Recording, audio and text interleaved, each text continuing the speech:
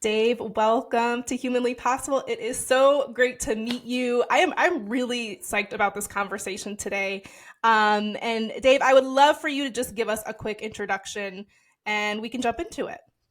Awesome. Thanks so much for having me. I really appreciate it. And I'm super excited for this conversation. I love to talk about all this stuff.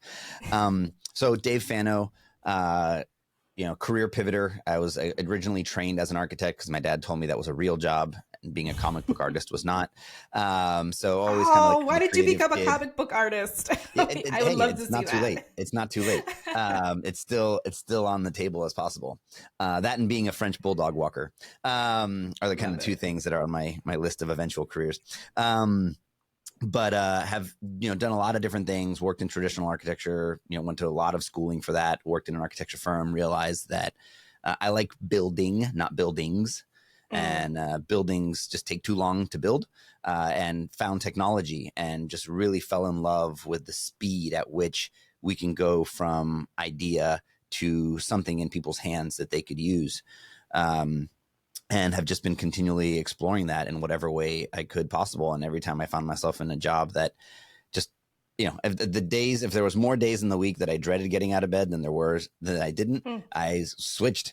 And that meant quitting, selling my company, resigning from a big executive position, just like career unfulfillment I've had a low tolerance for. And right now I'm sort of enjoying, one of the most things I've ever done in my career is building technology to help people grow their careers. That's wonderful. Well, I am very excited to talk about the tool that you've built. And I know we have some exciting news that we get to share that you are going to be announcing on this podcast. So we will get to that. But first, I want to ask you, what makes you human? Because this podcast is all about building more human-centric workplaces. So what makes you human? I was thinking about that question, and I can talk about like what makes me human right now, and I think that probably changes, so right now I'm a dad and a husband first. I've got two little girls, two little kids. In fact, the girls is irrelevant, but the 8 and 3, and they make me human. They make me feel everything I think that we're capable of feeling in all extremes. And an incredible partner that helps me navigate that. Before that, I think it's being a son and a sibling and all these, and then just working and identity and all these feelings, but like really processing those things. But I think right now it's this responsibility to help these two young people be like positive contributors. That's, I think, what makes me most human right now. Yes, you're shaping minds and the future, and it's so amazing to see this upcoming generation, right? And even your kids that's like the next generation. I don't know what's after Gen Z. I don't even think we figured it out yet, but I'm just so optimistic because we're already seeing the shift in ways of working, in kind of a non-negotiable integration with life, meaning my livelihood, my life comes first, and work needs to fit into that equation, right? There needs to be some connection, some purpose. So tell me a little bit about, I guess, what your philosophy is around work, because I mean, you come from a really interesting background, executive at WeWork, you started your own business. So how did that all shape your tool? Because I do want to get into the tool, but I want to hear the philosophy and the thinking behind it. So through some combination of luck, like what I was born into and stubbornness, I've just always had a very low tolerance for like not liking my job. And that's kind of woven through my whole philosophy around how I've built my career. And it's also informs of what I want to enable for others. Because I see a lot of people in their careers feel trapped and they don't feel like they can take control. Right. The company decides, or, the situation decides, or the context decides. And sometimes that's true. I don't want to pretend like this is unilaterally true, but I do feel that like with the right resources and the right support, the majority of people can take control of their career. And that doesn't mean starting a company. which I think also is something that I wanted to address. I think a lot of people think it's starting a company, and honestly, that's sometimes you lose a lot of control when you start a company. And you lose a lot of agency in life. And so, but I always had like a real sensitivity to, I'm not enjoying this, you know, and whether that was a relationship with a manager, the work I was doing. And I would just always very quick, like bounce back to get myself in a situation that I was enjoying what I was doing. Sometimes that meant leaving a job. Sometimes that meant having an uncomfortable conversation with my manager, but I've just always had a very low tolerance for not liking my work, which is a problem because I really like working. I really like making stuff. I really like being busy. And so when that is not like a source of energy for me, well, that just kind of breaks everything for me. So I've just always been incredibly persistent around doing stuff that I enjoy doing with, you know, we're always going to do things we don't enjoy. But like I said earlier, if that's like outweighs the things I do enjoy doing, then it's like, okay, it's time for a change. And that's just kind of been the philosophy I've taken all the way through. And what do you think causes, I guess, lack of agency? Like, what do you think the factors? To your point, you you had this natural like sensitivity to, I'm not enjoying this. I need to make a change. What causes people to not feel that agency? Do you think? I think it's when I've thought a lot about this, and I think it's when I'm losing my ability to decide if I do this or not. It's when I feel like I'm doing things out of obligation. Right. There's like research that shows like people will volunteer for things, and then once you pay them like 25 cents, they feel super undervalued. Yeah. Right. It's like you were just doing it for free. That's because I got to make that decision. Yes. And now you've kind of put like a value on it, and it's like gotten complicated. And so for me, what that means is like when I get to decide, when I feel, and I feel like, look, that's what we're seeing right now with the return to work, is I think companies had no choice but to trust. And so if I needed to go to the doctor, I didn't have to ask for permission. If I wanted to walk my dog, if I wanted to go do my laundry, if I needed to just like run out real quick, I didn't have to ask. And once there's this idea of like, I lose my ability to act, you know, without like this, with this friction of permission, I think that's when that sort of leaves, when that falls out of alignment with the things I want to do, then I'm just like, I feel like it starts to grind the gears a little bit, and the bucket starts to fill up. And then at a certain point, people are just like, I feel completely out of control with my day-to-day life. Right. And so that's why, you know, you hear things like work-life balance, and it's like, it's really about trying to make this thing binary that's really not, but putting boundaries around what I control and what I'm willing to relinquish control on. But I think in ideal state, we wouldn't have to relinquish control on anything. Yeah, and that's it's an interesting point, because I think the employer-employee relationship has always been grounded in employer having a lot more agency, employee having less autonomy, right? And Yep. so do you think that is changing? I do think that's changing. I think that's changing for a lot of reasons. You know, I'd say the two big things that I'd say have happened, let's call it over the last 10 years. That's not a scientifically researched number. But it's a Ish. one Just what we put ish ish. is the workforce communicating. Right. Like within the company, there was all these like funky taboos where like we don't tell each other our salaries. We don't say things because who knows. Now, you know, you've got generations listing out the more sort of younger generations listing out their entire salary history on TikTok. Yeah, Google Right. Sheets. People are putting together spreadsheets and sharing it. Yeah. Exactly. So like information is power there. And that is an area where companies had a stronghold on information. And now that asymmetry is becoming more symmetrical. And so I think that's a big one. And then the other is the office, right? The physical constraint of this. And it's like it's a system that we just inherited from like post war, you know, like where we this 9 to 5 thing. And so the world becoming more globalized, more 24 hours, this idea of like the work day is a weird thing. that we've just kind of inherited and accepted.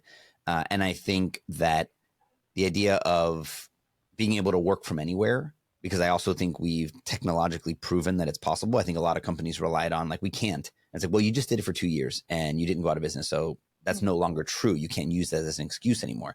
Now it's become much more of a subjective argument. Well, I think we're more efficient. I think the culture is better. It's okay. That's fine. You can have your belief, but it is no longer, you cannot say it can't be done anymore.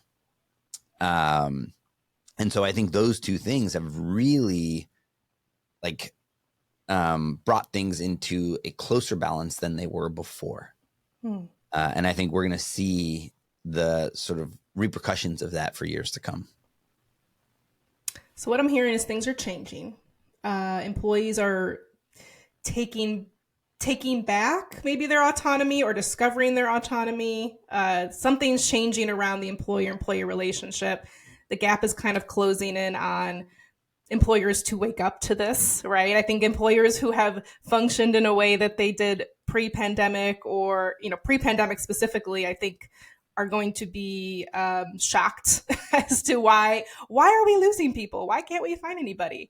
So this is a great segue into what you have created. So I will let you describe it, but we do have some, C-suite, business leaders, but HR also listens to this. And the best way I can describe the tool is an applicant tracking system for employees, for, job seekers. So, but I'm not doing it justice. So you tell us more, what is it about and how is it going to address this change that we're seeing? Yeah. So broadly, we think of ourselves as a personal career development platform, right? Most things in the career space have been B2B, and the consumer has been sort of inculcated into abdicating their career to HR. And so we know for a lot of reasons that's changing, right? The ideas of like pension and all those things are gone. But as a society, we've not adapted to that, right? We still expect a company to give us our career pathing. We still give us a company to give us our promotion track, our career ladder or career lattice, or whatever an HR department's calling it, our banding, all those things. And that's great for the companies. Companies need to do that, and that provides a lot of structure for the employee base. That's amazing. But ultimately, like what I want to do for my career may not align with that. And companies have a ton of systems. They've got an HRMS, an ERP, an ATS, recruiting department, finance department, legal department, a legal department just focused on HR, like a lot. And at the end of the day, the employee has very little, right?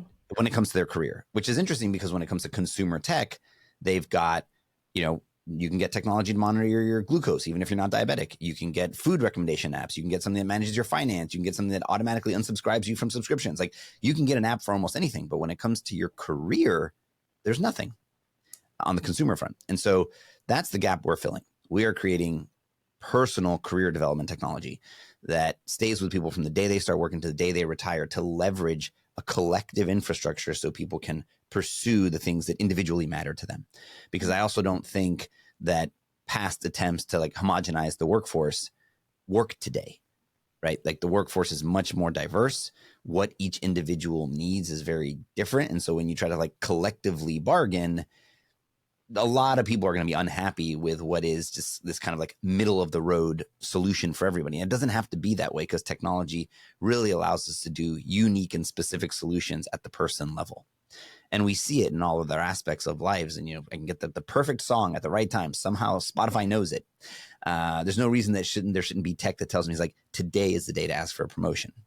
And this is the amount you should ask for, given the market conditions, right? Like that, there's no reason that can't exist. There just hasn't been like fiscal motivation to make it happen because most things are B2B. And so at its core, like that's what I wanted to solve. When I was leaving WeWork, I just felt that I felt this infrastructural disparity between me as actually a fairly well-off executive with resources and this big company. And they didn't do anything to make me feel that way. It's just kind of inherent in the system. And I said, this can't be, because I have the resources. I have the means. What about the majority of people that don't, right? They sign these employment agreements. They don't know what they agreed to. It could prevent them from working somewhere for a year. It could affect the whole trajectory of their life. And they don't know, and they don't know what they don't know. And I said, I'm a firm believer that technology can be a power for good and can enable a lot of people. And so that's what we've set out to build, is technology that really helps people navigate their career And we're very focused on the job search for now, because we were saying, when's a moment in people's lives where they stop and say, hey, I could use some help. I could actually be a little bit more deliberate and intentional about my career. It was the job search, whether it's reactive or proactive, but it's kind of when they say, I need to make a change, either forced layoff, situation like that, getting fired, or like, this just isn't the right situation for me and I want to make a change. And a lot of people really endure that for a very long time because they feel like it's hard and it's scary and it'll get better. And then before you know it, they're really unhappy and it's affected all aspects of their life. So it's really to empower people with that confidence to take control of their career. And more tactically, it's tools like an applicant tracking system. It's like but it's like to be able to track all your opportunities and you don't miss anything. Automated resume creation, because that takes a lot of time. And I think that also holds people back. Tools to like track contacts, personality assessment for self-awareness and knowing what really matters to you. And so again, it's a lot of the tools that you would see a company have, but 100% focused at the individual level.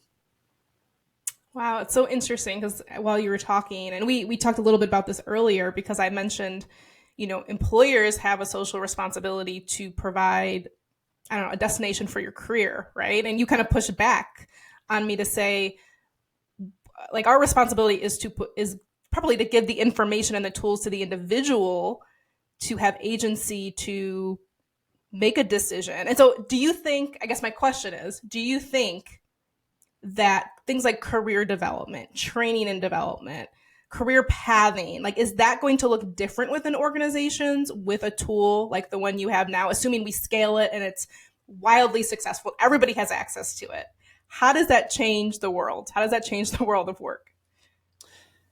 Honestly, I don't think, if we think about what responsibility a company has, its responsibility is to stay in business and make money, right? And if it doesn't, it goes out of business. Now we can argue about like how much profit the CEOs are taking and things like that and how they choose to allocate their dollars. But ultimately at its core, it's a living organism, and it's, sort of like Darwinistic goal is to survive.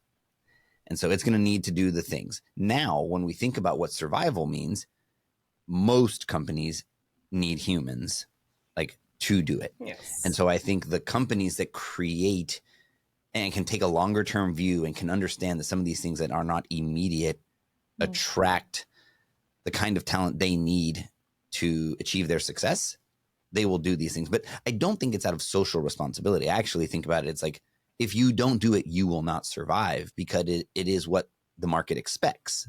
And so at least that's kind of where I'd like to see them do it. It's like the companies that don't behave in the way that the modern workforce expects just cannot get people to work there. And so by definition, they will. So it's like the best thing for them for their survival is to operate in a way that the modern workforce wants to participate in doing what they do. Yeah. So it's, and this goes back to the point about the agency and how employees are becoming empowered and in power, a bit with how the market is shifting and evolving. And so what is your message to leaders, to employers then about, because I kind of want to go back to, I know we talked about your tool, the user experience, kind of the philosophy around it, but I want to go back to, kind of the employer leadership part of this, which is, there's a whole group. I work with a lot of executives, a lot of organizations that just cannot wrap their heads around this idea of employee agency or autonomy, because it's almost like, well, we don't trust them to do the right thing for us, right? So what's your message to them? And I guess any advice, I guess, for people who are trying to change this in executives or founders or people who are building organizations and trying to change the philosophy so we can match what the market is expecting? Yeah, so I think you said the word. Like, the word is trust. I think that like a fundamental attribute of like the corporate construct is mistrust. It's this idea of assume worst intent, the sort of CYA cover your ass. Sorry for the family audience. The kind of mindset, swear all you want. and so everything is about assuming the worst. Well, if we give them unlimited vacation, well, they're just never going to come to work. Yeah. If we, put snacks in, they're just going to take them all and steal them. And, so it's this kind of like optimizing, because look, those things do happen and there are bad actors. But what's happened is that the whole system has sort of penalized all the good actors for that very small percentage of bad actors. And what we're seeing now is that the good actors no longer want to tolerate that.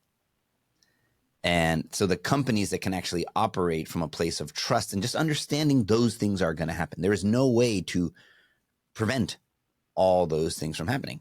But if you're clear, and so I really like buy into a lot of the things that Netflix publishes.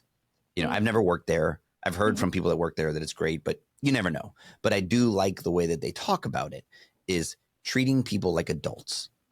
Yes. And, and trust. And so like, here's a little microcosm of the way that I've done it and that I think is very counterintuitive. But now when I interview people, I send them the interview questions in advance. And right, even that reaction, like, wow, it's like, why is it that we have this belief that I'm supposed to like surprise you with these things that you've never seen before? And I'm kind of like, gotcha. It's like, wait, this is actually like, and like, well, they're going to cheat. And I'm like, well, that's exactly what I want. Like the person who prepared, it's like, that's the person I want to work with. The person that actually took the time, it's like, that's not cheating. That's preparation. That's actually what I want. So it's the inverse. We have all these things that I think are just like fundamentally backwards, but we've just been doing them for so long that they feel crazy. And so I think it's kind of like going back to like our core roots as a species and relationships. And I don't think companies are like families. That's not at all what I'm saying, but like treating humans on a human level. And it's not about like tricking you into a situation to see how you perform on your feet, because that's just not true. We don't work that way.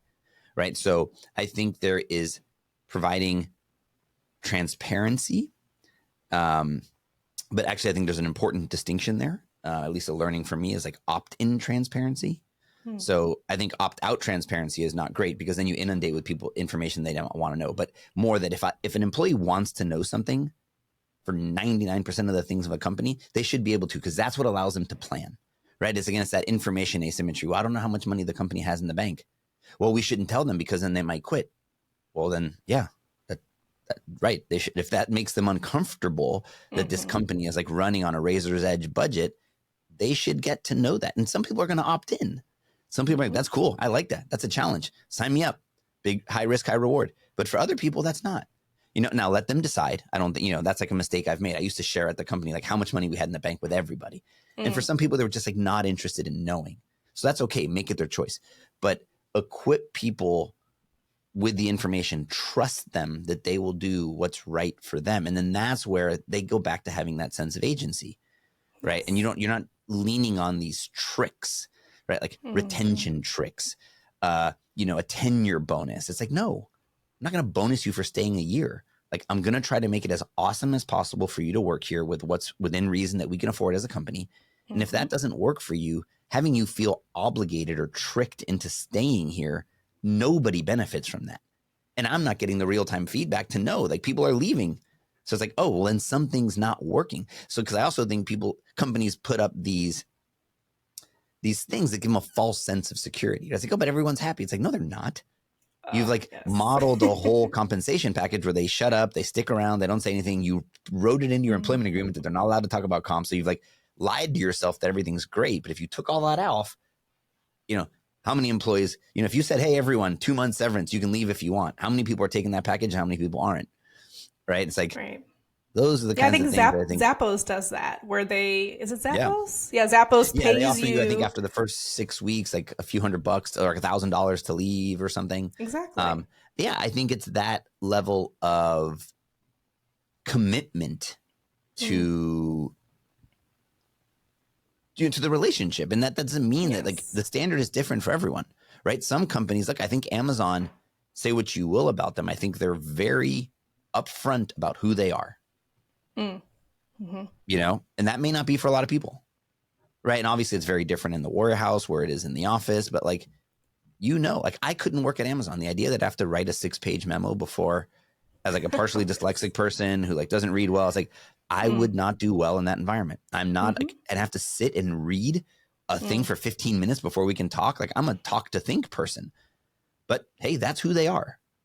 That doesn't mean that I should expect them to change for who I am, and so I think like being communicative, being honest about who you are as a culture, and letting people opt in and opt out of that, I think is when people sort of pretend that there's something, and then people get in. It's like, wait, this isn't like that at all. Yes. And so I think that the gap between what you say and what you do, it used to be able to be bigger.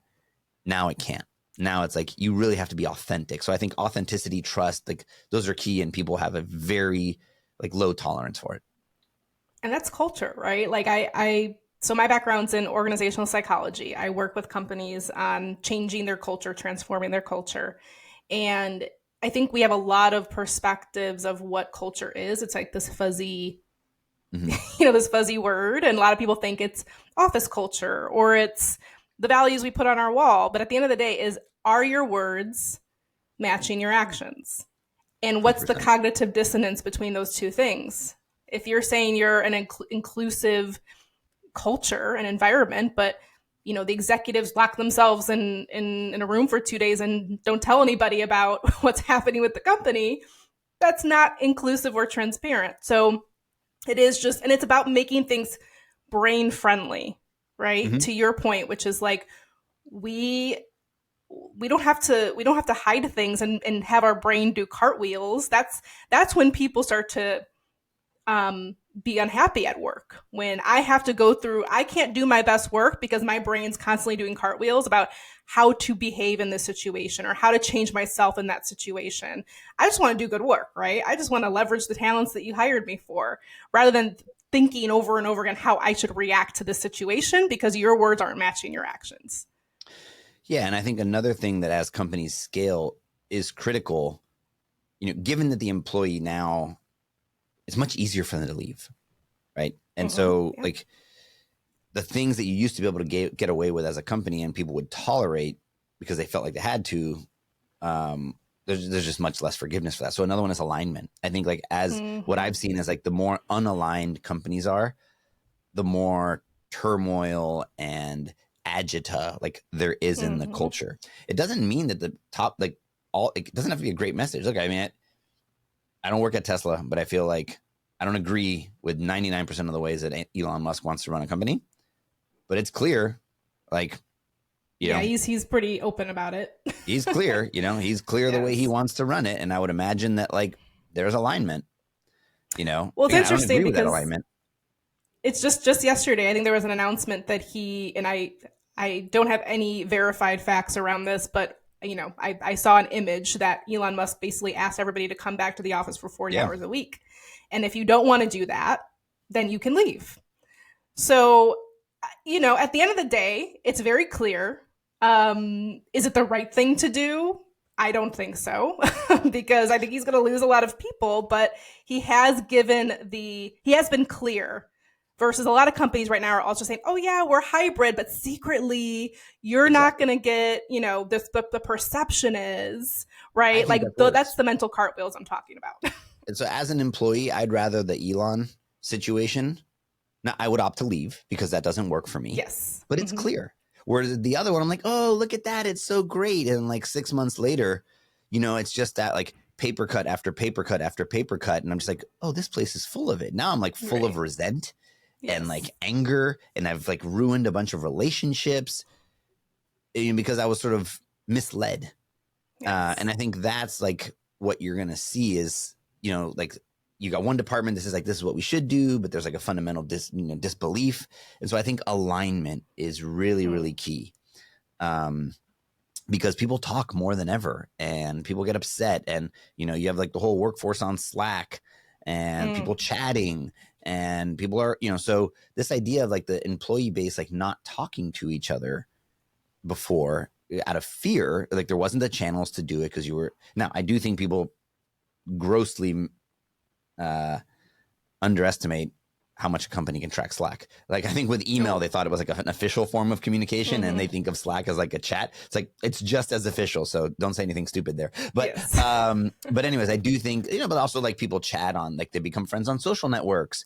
They exchange, everyone's got a mobile phone now, and everyone exchanges text messages, where before you would have to like call my house, and you had a landline. And so I just think like our level of connectivity is higher than ever. And so I think companies, this idea of like, to your point, like saying, doing what I say, you have to be authentic. I think the tolerance for inauthenticity is very low.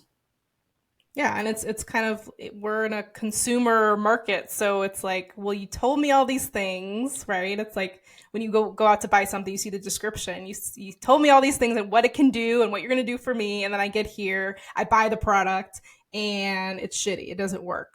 So it's the same thing where we expect to, like I said, I love how you said that the gap is narrowing, right, on that disparity. And I think it's going to be pretty darn narrow, I think, as we move forward, because people are going to expect it. Yeah. And like I said, it's this idea that employees were kind of like trapped, right? So one stigma you had, or taboo or whatever, was this kind of like, you need to stay there for 2 years. So companies had this going for them, that people out of their self-perception was like, I got to stick it out for 2 years, even if this place sucks. Yeah. That's going away. So now, companies got this like free pass for 2 years that, now that's going away. Now I think like, now that's 12 months. And so that means someone's job searching 6 months after getting there if they're not happy. And you can also job search while employed, right? I mean, it's much easier now. I think, and when you started a job, it's like, well, if I leave for like a long lunch, that's just gonna be weird.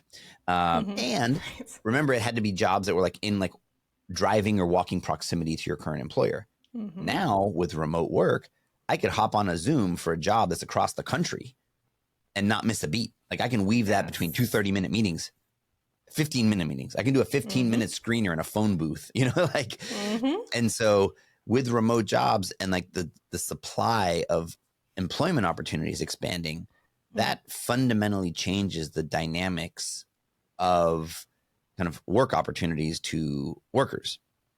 And I think that adversely affects companies and very positively affects the workforce.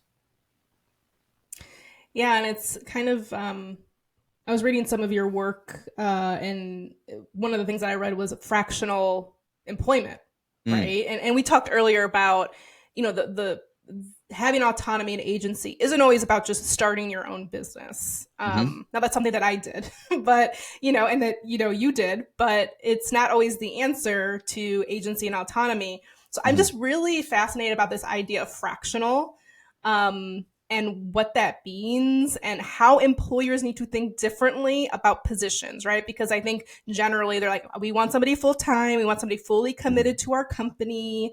We don't want them in their brain on other things. So what do employers have to get ready for? And how can we start to shift the narrative and get them thinking creatively about positions and slicing them up a little bit? So I want to caveat this one as like, I have like strong conviction on the solution to this. Okay. I have not been fully successful at implementing it yet. So, that's good insight. Because it's hard. But we need to move away from the unit of value being labor to the unit of value being output. So if I hire a fractional CMO, frankly, whether they work 1 hour, 5 hours, 20 hours in the morning, at night, across the country, it should not matter. What should matter is I've got clarity on my business objective, which is to grow at this rate, have this many leads, have this many impressions, whatever the metric is. If this person achieves, and we agree on commercial terms, what we are willing to pay for that. Right now, you have an exchange of services at a price. And ultimately, at the end of the day, that's it, right? And it's a funny thing that happens because when we work with contractors and consultants, we're totally fine understanding that. Yes. But when someone becomes an employee and the nature of the agreement becomes one that is a salary, now it's different. Now it's no, now I just own your brain 100%. Right. And so like when you're in the shower, you should be thinking about me. When you're playing with your kids, you should be thinking about me. And it's like, but that's irrelevant.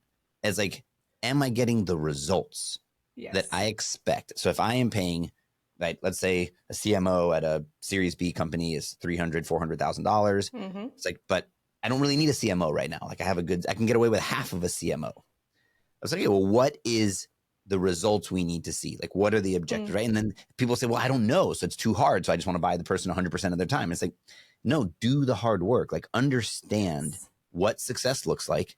Have clear, empirical, objective understanding. If the services you're paying for are yielding the results, then have a conversation if they don't.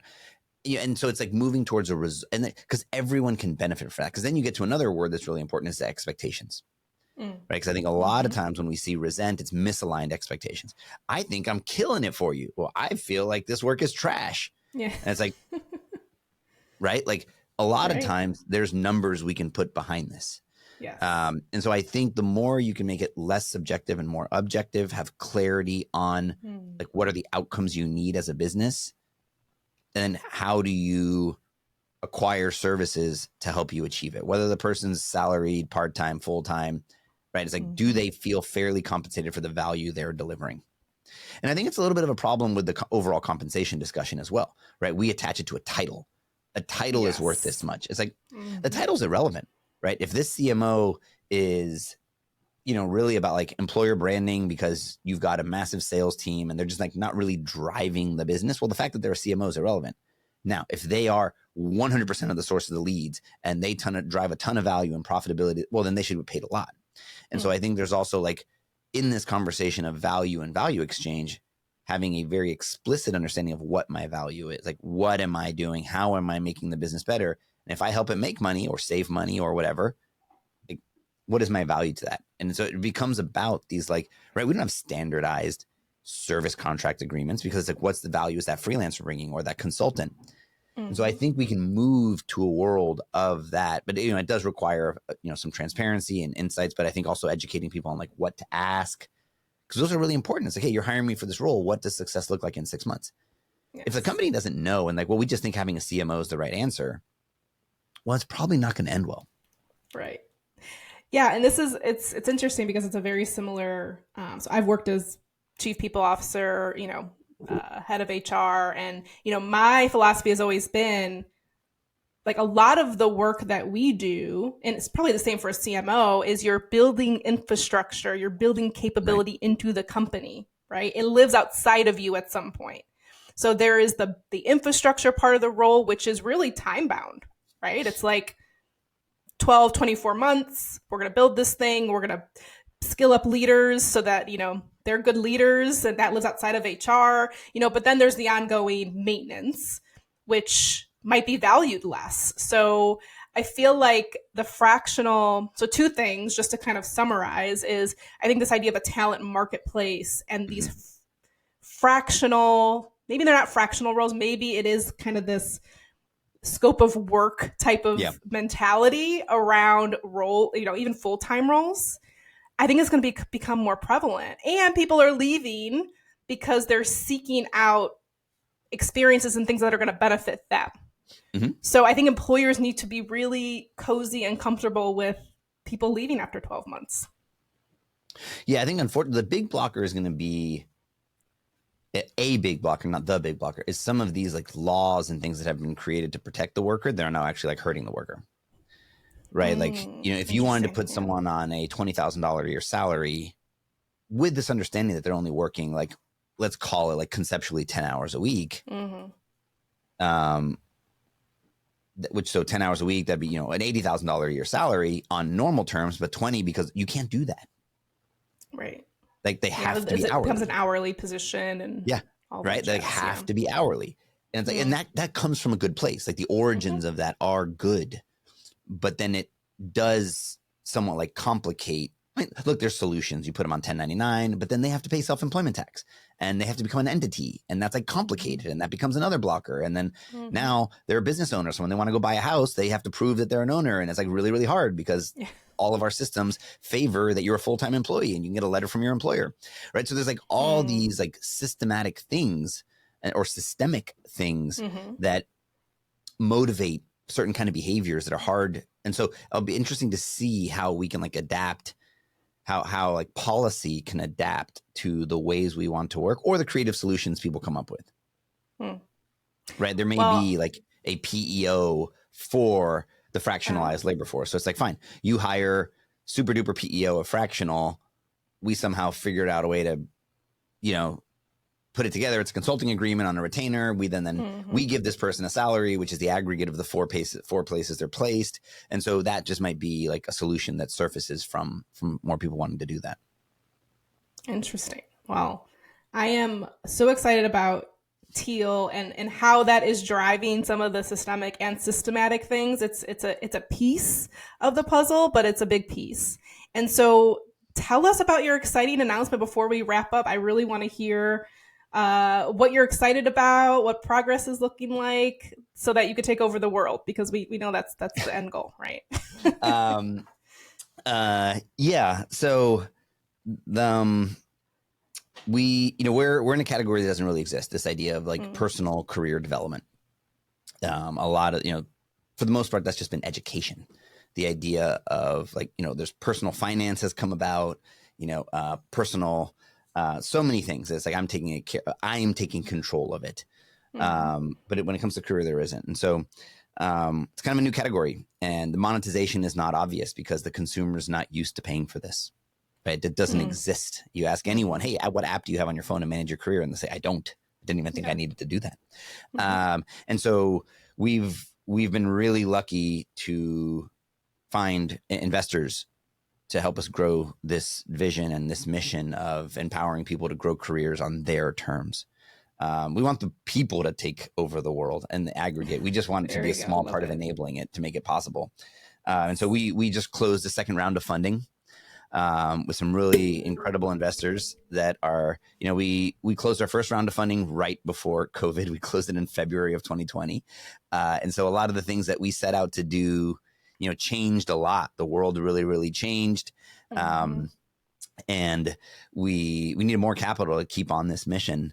And so we have some incredible venture capitalists to help us, City Light, Human Ventures, Rethink, and they invested $6.3 million into the company, which gives us a tremendous amount of runway. We're a small, lean team. Our tools are 100% free, so it gives us time to like figure out the right way to continue to do good and do well and build a really impactful big company that helps a lot of people, employs a lot of people, and does really incredible things. That is amazing news. Well, congratulations, first of all. And I love talking with companies that are doing well and doing good. That is the sweet spot. So before we wrap up, first and foremost, I want to thank you for your time. Thank you for sharing your insights. You've had this really interesting journey, and you're building this tool that I think is going to change the narrative around work and around autonomy of your career. So I'm so excited for that. But what's one or two sentences just to wrap it up? Any other thoughts or things you want to close with?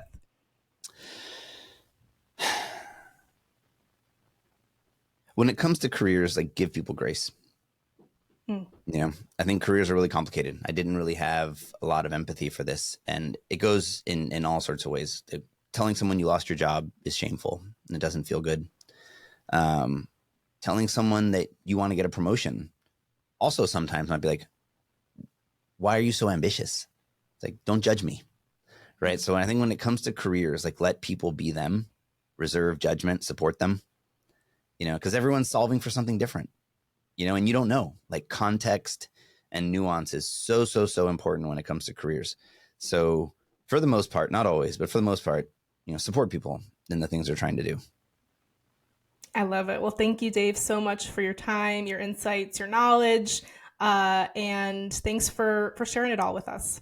Thanks so much for having me. This was awesome. If I didn't do this, I'd be in HR because I really like it. So, so thanks for having me. Welcome to my world. Thank you, Dave. Talk soon. Thank you.